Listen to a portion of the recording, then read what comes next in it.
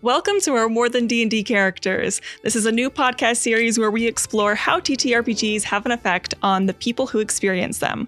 We believe that TTRPGs are a way in which we explore ourselves and understand the world. Therefore, we are more than D&D characters. Today, we have a special guest with us, as always. We have Hyacinth Wonders with us, and I was so thrilled to reach out to her specifically. I don't know. This is like kind of a unique way to originally learn about each other, because back in the day, we did not know that we both did kind of nerdy fantasy related things. And we met each other at a modeling gig for electric bikes.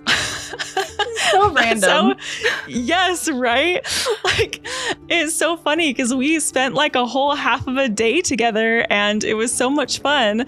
And I think maybe at the end we started talking about like TikTok and like random things a little bit. And then kind of were a little bit more connected after that. But I feel like we were both doing the closet girl nerd thing where we were like, I don't know, do I want to seem weird? Are we both weird? Are we both like... Yeah. Okay, but like especially at a modeling shoot, right? Like, right, you're that's like trying not to be professional and cool. Yes. Yes, exactly. So I feel like slowly we were both like, oh yeah, and I guess I kind of do this too. And it's just funny because I feel like the more I learned about you, the more I was like, man, dang it. Lost opportunity. We were both too scared.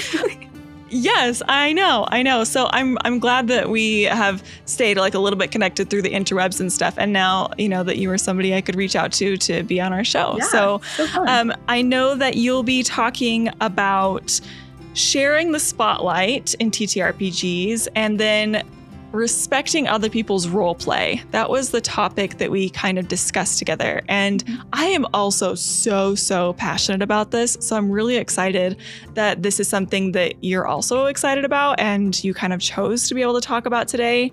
And so I kind of want to know, I want to get into a little bit about your D&D background and how you got started and everything. But first, I kind of want to ask like why this topic came up for you and it was something that you were interested in talking about. I think for me, like part of why I came to this one just like off the bat is I've noticed that to me, this is like what really makes or breaks a table is if you're with people who can share the spotlight or not. There are other things obviously that can have a huge influence on the table, but there was like a period of my life where I wasn't sure if I liked D&D, and it really came down to me at the end of each session, like which players were there, and I started trying to like figure out, especially because I like to do it for my own self-analysis and making sure that I'm not, you know, continuing the problem that other people are doing. And so I was trying to figure out like what these players were doing that was driving me so nuts and like making me question if I even wanted to do TTRPGs anymore. And it really just came down to like, did they share the spotlight? Like, did they make me feel like I was valuable in my role play too? Or did they have main character syndrome and didn't listen to anybody else? And I know other players who've had that problem too. Like they've fallen out of love with TTRPGs because they just felt like they were side characters for sessions on end for somebody else's spotlight hogging. And I think that's like something that's really hard to see when you're the problem. Like it can be really tricky to find that your own balance for that and make sure you're not doing that. I don't think most people do it intentionally, but it's something we have to be so aware of because if the whole party can't play, then it's not fun. Like D&D is so collaborative. And I know so many other people who've like almost given up on D&D because of this. And I just really feel like, you know, a good table is what makes a good game. The same way a good teacher makes a good class for college or anything else. Mm-hmm. Yeah, for sure.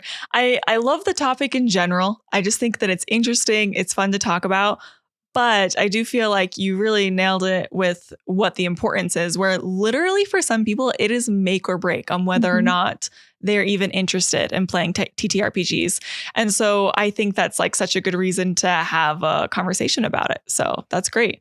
Okay, so especially knowing that maybe at one point you'd had D&D or TTRPG experiences that were subpar, I am curious like how you originally got introduced and what your very early experiences were like. Yeah, so like the first time I really like heard about D&D was in high school, but at that point my parents were still so sold on the old stereotypes that they were like, nope, you're not allowed to play that. So I really got introduced more as an adult, and I had done a one shot with a friend, and like that was pretty fun and went pretty well. One shots kind of are all they can be, though, if that makes sense. Like, you don't really get the full experience, especially if you're a first time player. Like, it doesn't feel as immersive, and you feel a little more confused, I feel like.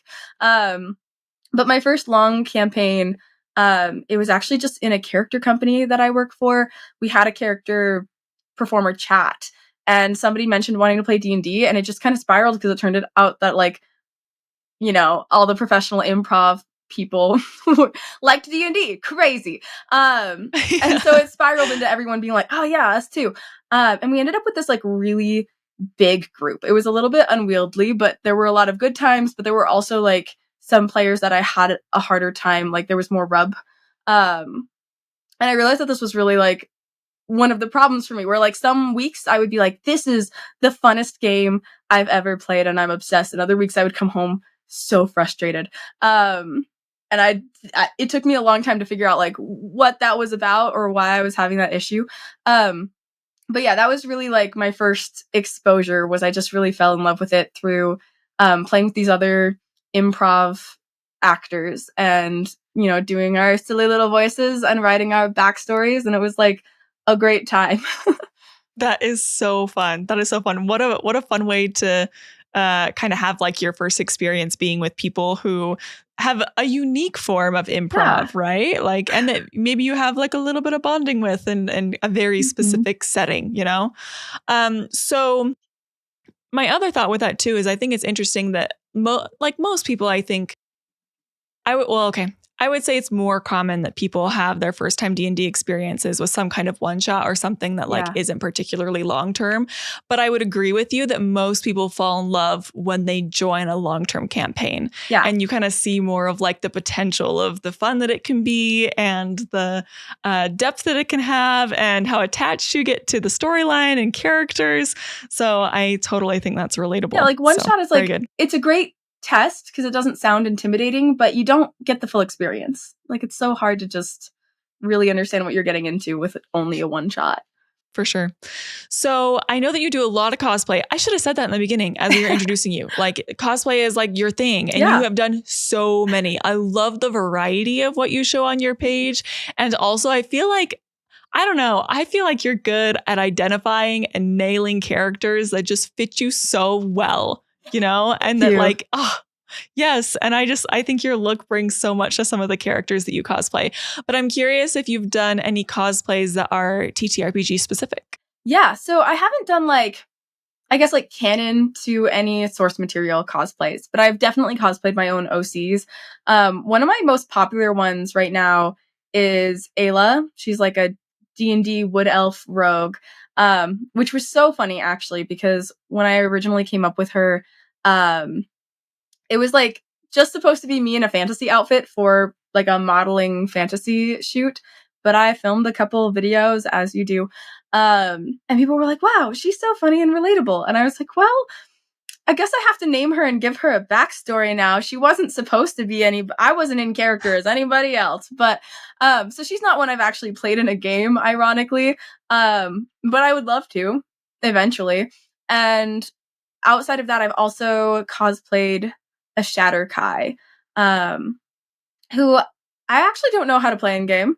I always use D&D Beyond because that's my crutch, but and I don't think it's offered there as an option actually, but I love Shatter Kai. I think they're such a cool idea. And so I've cosplayed her too, and she's another one I've come up with. And then I'm working on one for my character that I play Wednesday nights right now in my streamed game. But she's not finished yet. So far I don't have any that I've played in I did do a closet cosplay of like my home game OC too. So I've like dabbled in a few different places. Like I did Canal. She's an Eladrin elf season. Just one season though. All right. And then I did a closet cosplay of like a tiefling cleric that I have, but I don't think I made any content with her really. Yeah. No, I honestly love that you have like taken opportunities to create some like OCs within like cosplay material that you've like ended up with and everything. But interesting that you haven't actually played those characters. And yeah, I'm like, what? That's like kind of wild. And then I realized, no, I've actually done that too. I 100% have done that. Well, like built a whole character with a name and a cosplay and then like not actually played them. Right. It's like the same thing as like people who build characters when they're bored and then they just have 75 backup characters. Like I feel like it's so easy to do the same thing with cosplay where you're like, yeah, I don't have a table for them, but I love them. Yes. And maybe one day exactly. you'll have something that like in my back pocket. It'll fit in. For sure. And honestly, that is still one of the enjoyable things about D&D is that it's not all about just the game you play. It's all encompassing to a lot of things. And I think cosplay kind of falls under that. Like just the fact that you still use some of the same verbiage for like who your character is. That's kind of like D&D flavored verbiage, right? To describe your character. So yeah, that's great.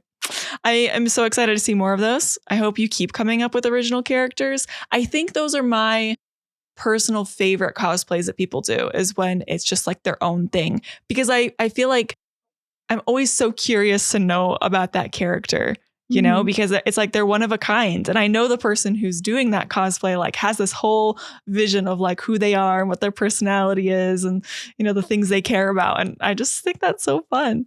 I feel like you learn a lot more about like the person too when it's their OC versus just like a replication. Yes, for sure. I agree. Okay, so knowing that maybe, I don't know, you've had your ups and downs with TTRPGs, and now we know kind of like one of your pet peeves is like when people can't share the spotlight and, you know, be able to like respect that role play. But I'm curious, what are some of your favorite aspects of TTRPGs? I'm definitely a huge fan of the role play and like puzzles or problem solving aspects. I've never been a huge fan of combat. I think like there's a place for combat. I think it's nice as a way to like raise the stakes. So it feels like there's consequences to your actions, but it does tend to drag or to get like really mechanically inclined. Whereas I prefer like the more soft, just like immersive side. But I also love that there are fun ways you can get out of combat a lot of the time if you like use control spells creatively or whatever to end early, you know, whether you're using command or you're entangling somebody or whatever, like sometimes you can wheedle your way out of having to really fight. So yeah, I love like that side of it, I guess, like the creative problem solving puzzles, but like especially roleplay because I love the world building, I love lore, I love the improv side and like getting to play these characters with your friends and build a story together. Yes, for sure. I also sometimes find it very challenging to love combat, but I want to, and I feel like I'm learning to all the time, you know? But I'm excited to talk more about like the role play specifically, and because that does go along with our theme really well too, is the actual storytelling aspect of D&D. So that's great. Okay, so I think I have one more question just about kind of your background. I want to know if you're DMing or playing in any games right now. Like, what does your D&D world look like at the moment? So currently I'm playing in one streamed game Wednesday nights. It's called The Stone Lord Folly, and it's with Rebels Without a Castle. And then I have 2 home games at the moment. One I've been a player in for about 3 years, I think now. And then the other one I'm like test driving DMing. So I've only done a few sessions so far, but I'm playing with it, seeing if I can learn how to DM in a way I feel comfortable with. But that one's been really fun too. It's a much smaller group. We only have like 4 players, which makes it way less intimidating between not being live, having a smaller group. But yeah, those are the 3 that I'm in right now. Yeah, honestly, that's a lot of game time. Like they all sound unique, like they have their own things going for them. But I mean, like that's kind of a big part of your life, you know? Yeah, the home games we tend to play like every other week-ish, which does kind of help because usually I'm not doing more than like 2 games a week. But yeah, it is still like a lot of time when you think about it. Yeah. So I want to know a little bit more about the Rebel Without a Castle, since that's something that people can watch, you know, and actually participate and enjoy that show. So tell me more about that.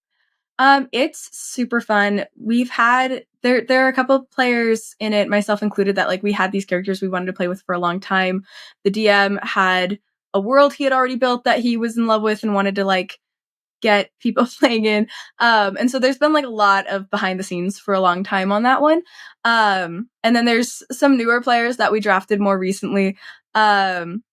We just finished our 5th episode last night of the actual campaign. When we don't have all the players there, we do lore one-shots into history. Oh, fun. And so we've been doing Wow. quite a few of those just because we had a lot of people like on and off missing for health things or out of town or whatever. So we've done like several lore one-shots, and I actually really love those too. I haven't ever done those in any other campaign I've played, but I love that it keeps it all in world. So even when you're not in the main campaign, you get to learn about like these different landmarks on the maps we've seen and like how they got to where they're at now. Like the ruins, what were they before they were ruins? Why are they in ruin? You know? So that's been really, really fun playing with them. We have a super great party. There's always lots of like jokes going on. And I feel like we have a really good balance too of both the characters who will lick the magical object to see what happens and the characters who will rein those people in so that nothing's like ever too out of balance. You get the plot hooks taken, but then you're not just in like chaotic shenanigans the entire time either, which I love. Yes. I feel like it's a really hard balance to strike, and I feel like our party does such a good job at like making sure there's somebody in both roles all the time. Oh, yeah, totally. We love a good balanced party personality-wise. Mm-hmm. That's great. Helps move things forward for sure. Stay balanced. But I also love that you have that game that will do, historical party stuff when somebody's gone. I just think that's so smart, honestly. So fun. Yeah, I don't know. Now I'm wondering if that's like way more common than I think, but I don't think I've ever played in a game that has done that. Yeah, I'm and sure now other people have, but yeah, I hadn't Yeah. played in a campaign like that before either, but it's really cool. Like, Pyrea, I love her so much. She plays as this little bear character that's a homebrew race. And we did a lore one shot about how her people got turned into bears. And the rest of us had always just assumed that there was just this race of talking bears. Like, there's weirder things in D&D, furbolgs exist, all kinds of, whatever, Aarakocra. Like, a talking bear didn't seem like that far out of left field. But we did a lore one shot where we got to like find out that they were part of like a druidic order that basically got cursed, and now they're all bears. Wow. And so it's like really fun because you get to get all this meta knowledge, that you don't use in character at all ever, but like you get to learn so much about the world, and it makes it feel so much like richer and deeper. Yes. And it's like things you didn't necessarily need to know that. Right. But now you do, and it's like, oh, like that adds so much. Like, will that ever come up in the main campaign? Who knows? It might not, but like, it's cool knowing. Yes. Oh my gosh. I love that. Also, props to, DMing things like that, because that's a lot of work to have like side backstories in addition to your regular mainline story. Zach Savage, our DM, he's great about that. He's definitely like a lore hound, which really helps for that, because anytime we're like, hey, can you come up with a thing for this, like this lore specifically? He's like, yep, I'll be on that. And he writes so much story and so much world building, and it's fantastic. That's awesome. Yeah, he seems like a fantastic DM, so we should have him on sometime. It'd be fun. Absolutely. We'll work our whole way through the cast. Fantastic. I love it. Short series. Okay, well, yes, yeah, for sure. We could make a whole playlist out of it. It'd be awesome. So to jump into our topic, I know you kind of described a little bit of what it was like with sharing the spotlight in some of your previous games and how sometimes that kind of brought up problems for you. But I am curious to hear more about your experience of sharing the spotlight within the games that you've played, if you have any specific stories or just more, descriptors of really what that experience was like for you. Yeah. So I think like what I've noticed a lot is, so in my current game right now, Pi and Sam are the two that I think I've played with the most. Justin and Laura, I feel like are also really, really good at this, but I just haven't played as many games with them. But like Pi's characters, I feel like are always so good at being curious about other people and their backstories, and like making sure you have time to feel special and like you get to share the backstory that you worked so hard on. You didn't write it to just like sit there. And she's so good at like, anytime you say something like slightly off, being like, okay, no, tell me more about that. What's in your backstory? And Sam's really good at this too. He DMs my home game actually, and was in the very first game I played as a player. And he's always been super good at building the story and making sure like everyone gets a chance to talk. I feel like is what he's super good at. Whenever like the party has to make decisions or they're trying to make plans, he will like pay attention to who's spoken so far, and then he'll ask the opinion of the person who hasn't said anything yet every single time. And I think that's like really cool that they both pay so much attention to that and making sure that like every single party member has a chance to participate and doesn't just like accidentally get, because you know sometimes even if somebody's not specifically hogging the spotlight, it's easy to just not get a chance to talk or to like be like you're kind of thinking through like what your character might do and you don't get around to it fast enough and then everyone's kind of moved on. And I feel like both of them are so good at like making sure everyone's characters feel heard, and that's something I've always super admired about them and have tried to like pull into my own gameplay, like making sure people do get a chance to talk about their backstory or they do get to voice their opinions, because I think they're like really good at that, and I think it's really, really cool. Yeah. I love that you can point out those strengths. Literally, I wish I had a notebook. I could write those down as like notes to take to my table. Okay, 3 things you said that I feel like are huge. So one of those was asking questions in character to, you know, like help somebody continue, you know, like, well, you know, and then the second one is the tell me more, which isn't even a question, right? It's just more of like a request of like, yeah, tell me more. And so even if you can't think of a question in the moment, like that's such a good like go-to phrase, you know, to be able to hear a little bit more from someone and really encourage them to take that spotlight. I also love that because if somebody did share a little bit of their backstory, sometimes I think people share a little, but then they think like, you know, little bits at a time. Like, I don't want to take up too much, but if it's a good opportunity to be able to say like, no, yes, tell me more. Well, what about this? And who is that? To say like, no, I think this is a moment for you. Like, let's talk about your backstory specifically. And if other people at the table encourage that, then I think that it also makes it more comfortable for everyone. It's not like somebody's going on a 5-minute monologue. No, they're actually having a conversation. And so simple, but I think that like so many tables probably don't have that. You know, their players aren't thinking about asking questions and kind of helping people dive into that a little bit more. And then the third thing, I love that you mentioned your DM and just being able to they have the power to specifically say, hey, haven't heard from you. Like, you know, do you have anything to say? Or whether that's in character or even just like within the game, they have the capability to do that. And they also are kind of the eyes and ears of the table too, to pay attention to who's getting the spotlight. So I just think those are good nuggets. Absolutely. So I love that. I want to remember that so much. Okay, so I'm kind of curious, besides just the spotlight side of things, if you have any thoughts about really respecting other people's role play, like if they are having a moment, do you have any thoughts about what that could look like? I think like a big thing for me for that is there's 2 things. The first is like pay attention and react, because I feel like we are all so glued to our phones all the time. And it's like just, you know, it's the vice of the modern world. I don't blame anybody for that. I check my phone sometimes too while I'm playing. But if you're like scrolling through memes, I think that's so rude during a D&D game, because like, you know, your friends are out there being vulnerable, acting, putting on a show for you. Like it's a private show. You're their audience. And you're like over here doing this. Like, no.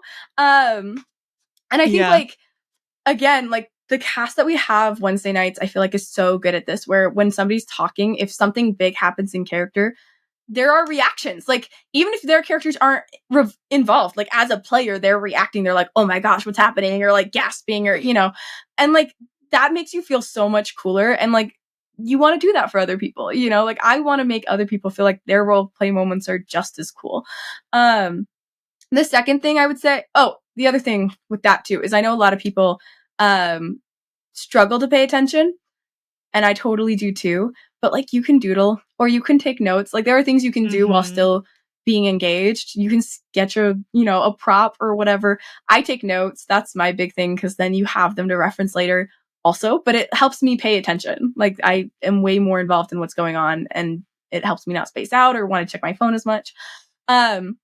The other thing that I feel like is really helpful in respecting other people's role play is to not just constantly be like, did I hear this? Is my character there? Am I close enough? And like, those are valid questions. I'm not saying never do those, because I do those. I did it in my game last night. But there's a big difference between like, oh, I'm trying to like listen in on this conversation because it's relevant to my character, versus like, oh, they're having a really deep role play moment with their NPC mom, and maybe they don't want the rest of the party involved in that. Like, Yeah. the cleric's talking to their god, the warlock's talking to their patron. Like, there are just moments where like, it's probably a good idea to step back and just let them have the conversation. And if you feel like it's really relevant to your character, you can ask at the end of the conversation, like, hey, did I hear that? You know, but like, your character shouldn't be stepping in, even if they can hear it. Don't walk in between somebody and their long lost lover reuniting, you know, like you should let them have those moments and those climaxes and backstory or whatever moments with their gods, lovers, parents, you know, and making sure they get that whole moment. It's not always about your character. Love those tips. And you know what I feel like that really boils down to is what you're showing the other players, right? Like you said, you can doodle, you know, you can take notes, you can have something to be able to like keep you engaged, but your players can easily look at you and see if you seem like you're still present or not, right? And if you're like randomly asking a question like in the middle of a moment or like making a side joke, like that's literally just proof that you're not like in the moment with people. I've been at tables where people literally scroll through memes and they show other players during someone else's roleplay. It's insane to me. Yeah.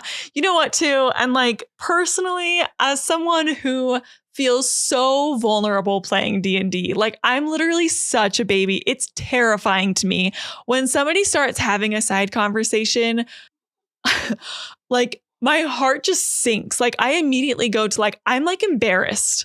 Right. And I know that doesn't necessarily make sense, but it's like, oh, okay. I'm like trying to, like you said, like this is a stage. I'm putting myself out there. And when that's the response you're getting, it's just like totally, for me, it shuts me down. I think some people can roll with that and it's not as big of a deal, but I have a feeling you're like kind of in my corner here as someone who you're like, this is like make or break, you know, for D&D with me, if people are like respectful or not. So. Well, and honestly, like even if you don't get scared or embarrassed, it's just not as fun. Like you're doing a performance for who? For the wall? You know, like I could do that in my bedroom. Oh, absolutely. Absolutely.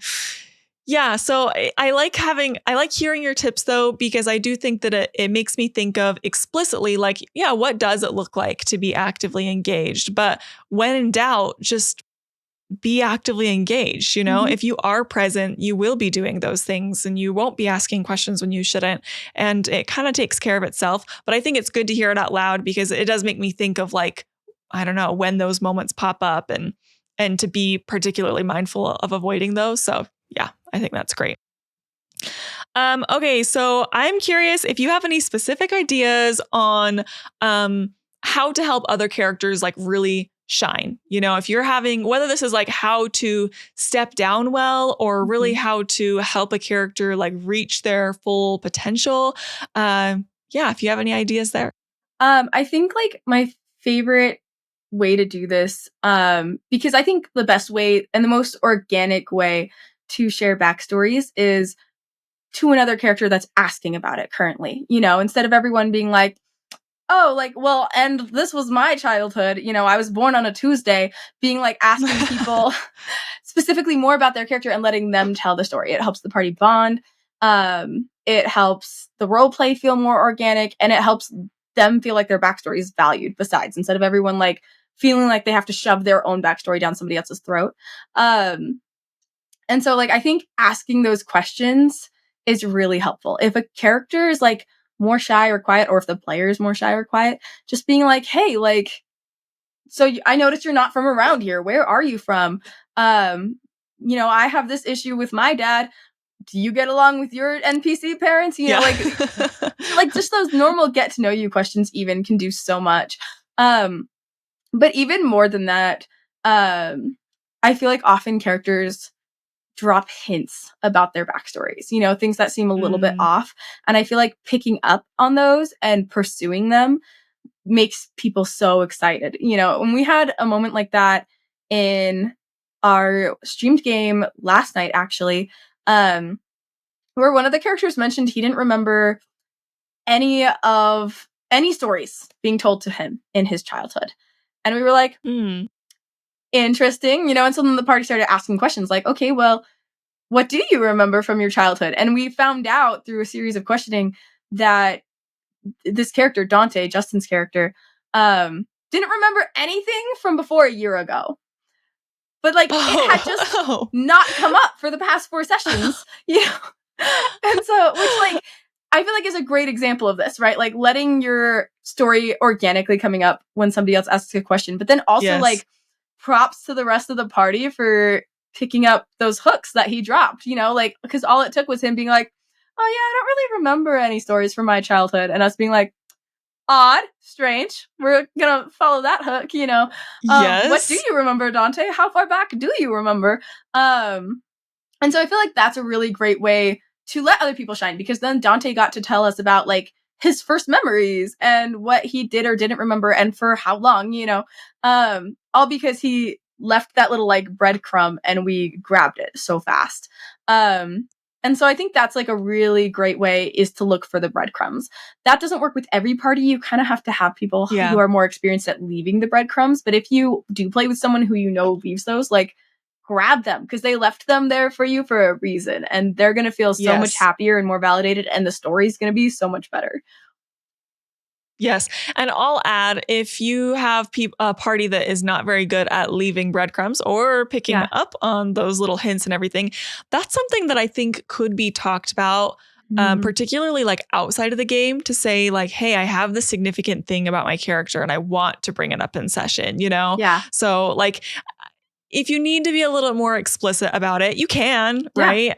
Because I'm so impressed that that's how that went in that session for you. But I'm like, man, I wonder how many people likely it would be to happen anywhere else, you know? Yeah, that I don't know. Definitely requires people who are like good at improv. But even if you don't have people who are good at dropping breadcrumbs or picking them up, I feel like still asking those get to know you questions helps a ton. Or the other thing that I think can help with this a lot too is having another player who will like intertwine their backstory with yours, because that gives you a chance to like bring things up naturally because they know each other. So they could talk about this and be like, oh, are you comfortable in this situation given your history, you know? And like then there's more ways to like organically bring that up. The dropping breadcrumbs is my favorite method, but like again, you can still just be like, so what was it like for you growing up? Where did you grow up? Like those are normal questions we ask people in real life even, you know? So why wouldn't your character ask somebody else's character that? I think that's fine. Yeah, for sure. Make it happen. Make it happen. And it's so worth it. Like everything that can come from that is so worth it to improve your game, you know? So I'm curious if you feel like stepping down in TTRPGs, do you feel like people tend to be pretty natural at that? Like for most scenarios, that's kind of the standard? Or do you think most people could really work on improving that skill and maybe it's more of a weakness within their games? I think like in my experience, it seems like stepping down is something a lot of people struggle with. And my experience could be tainted because I've mostly worked with, you know, improv actors or content creators, you know, like people who are kind of used to being in the spotlight.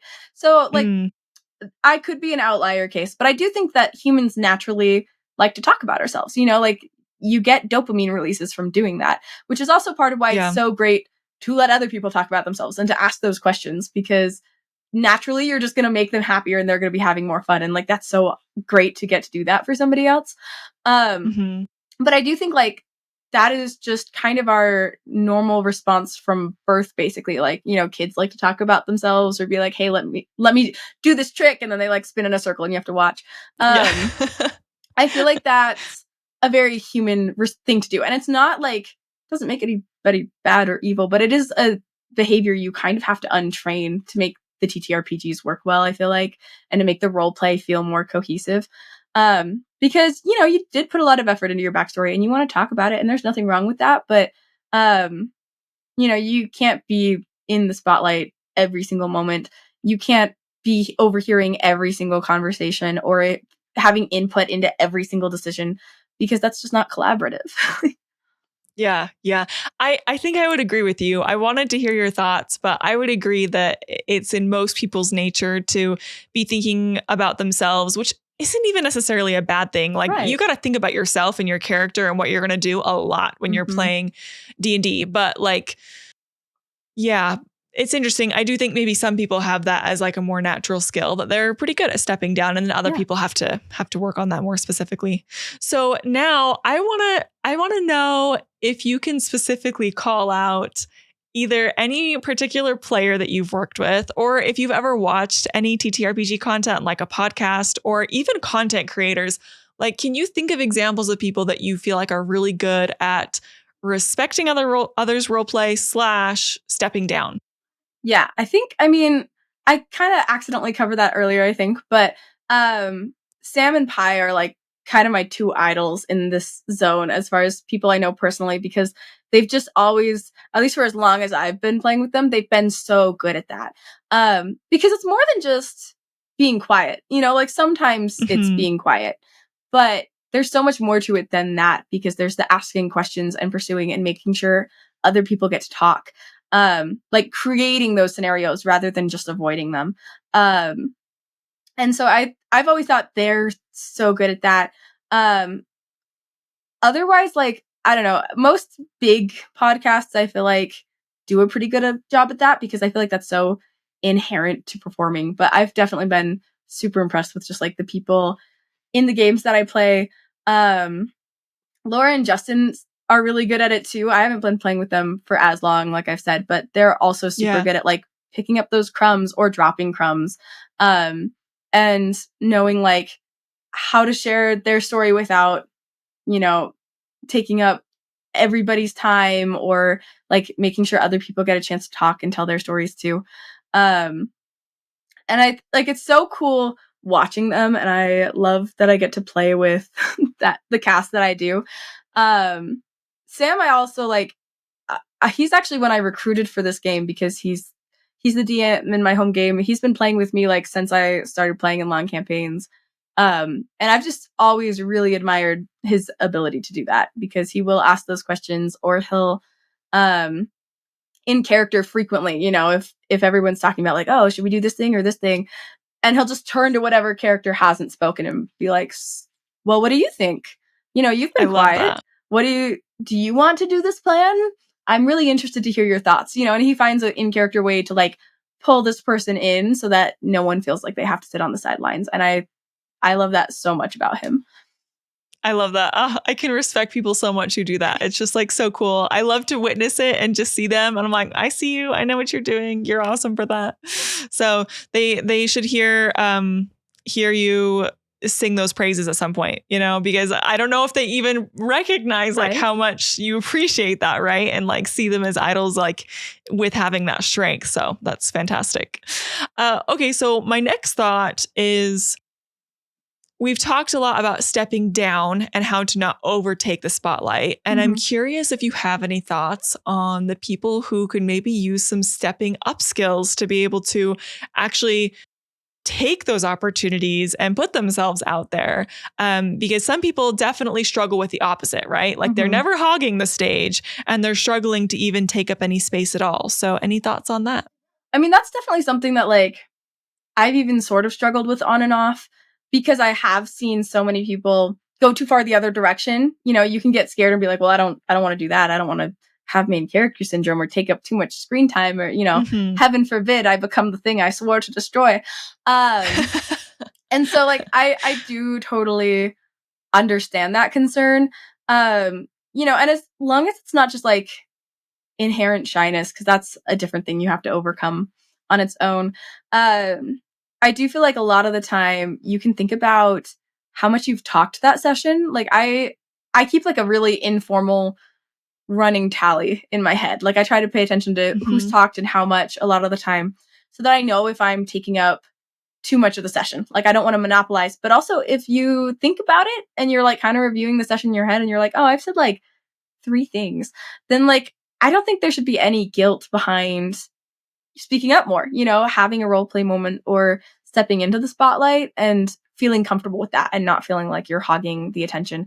Because like, also, as important as it is to share the spotlight, people invited you to the table because they wanted to see you role play. They wanted to have those moments with you and to play with you. And so you don't need to feel like you're not allowed to play. Like, that's why you're there. That's why they had you.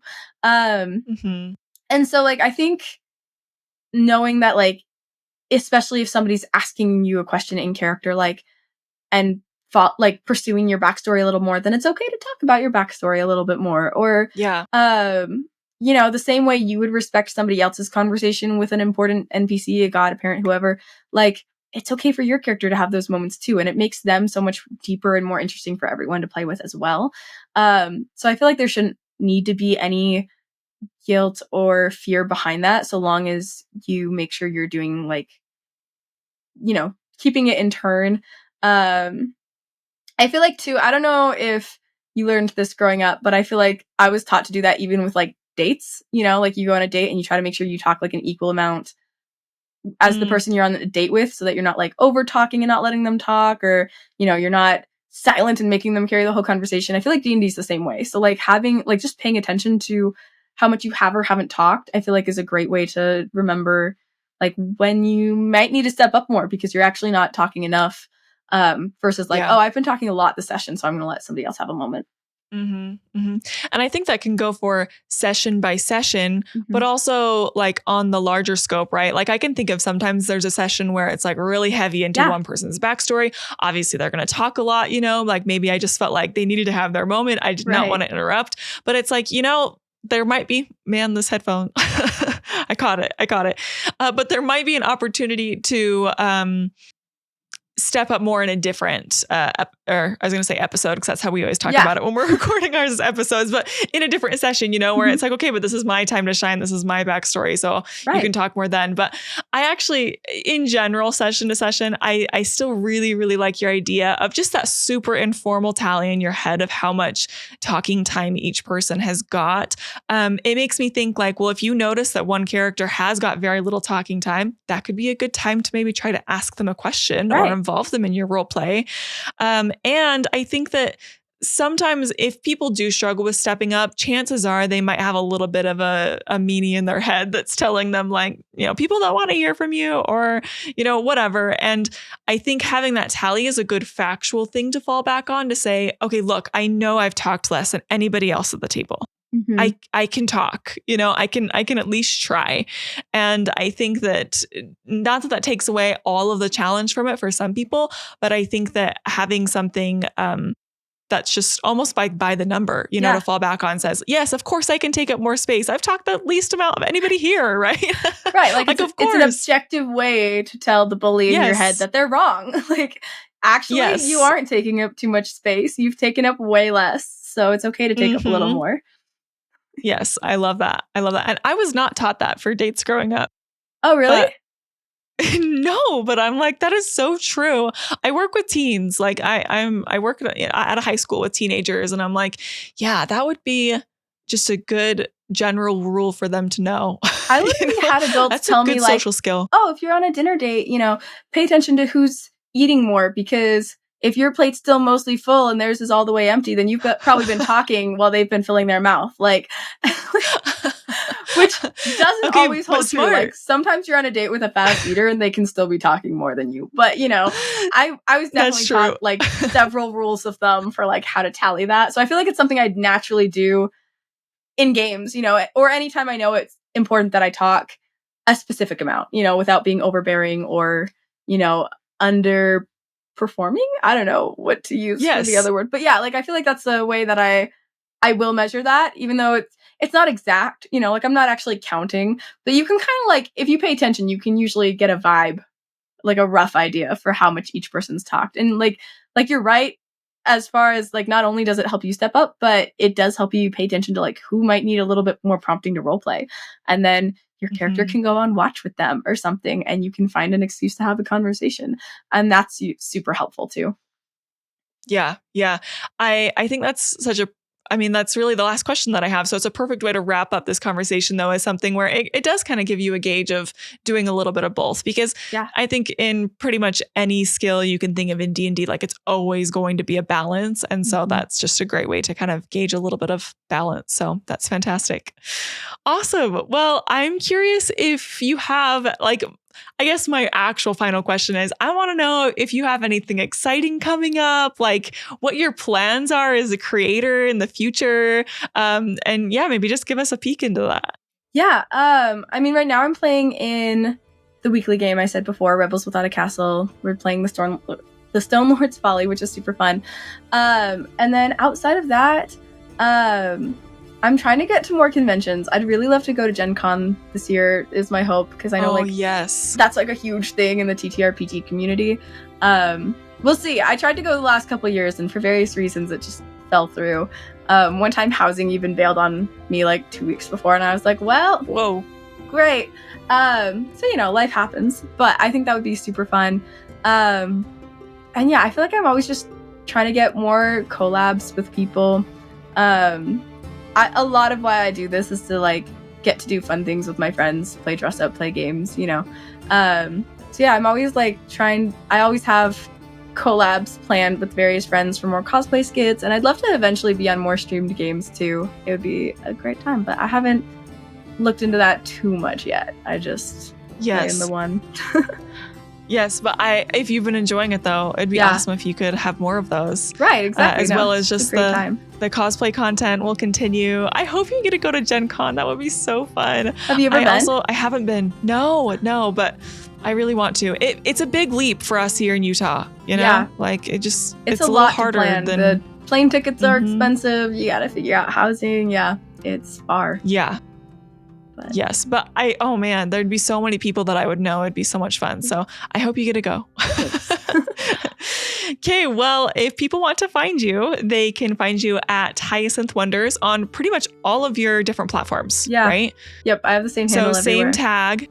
Great. And then that's on TikTok, Instagram, YouTube, correct? Mm-hmm.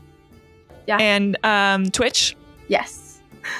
Any others that I'm missing? I post on Threads sometimes. It's basically Instagram's little brother, but you know, yeah, I think that's pretty much all of them. You know, all the main short form story places, so I can post cosplay skits. And then when I'm not there, I do the game. I've started doing gaming streams on Twitch. I'm also hoping to get more consistent with that. I guess I should have said that in my plans, because I've been working on growing that, and it's a whole thing you have to learn. Oh my gosh, between OBS and the stream alerts and figuring out like what to do for rewards and how to make them work mechanically in your computer. Like the tech side is a lot, but that's something I've been working on that I'm super excited about. It's been really fun so far. I've been playing with just like as much as I've been able to put together, so there's not a lot of like bells and whistles yet, but you know, yes, it functions, it works.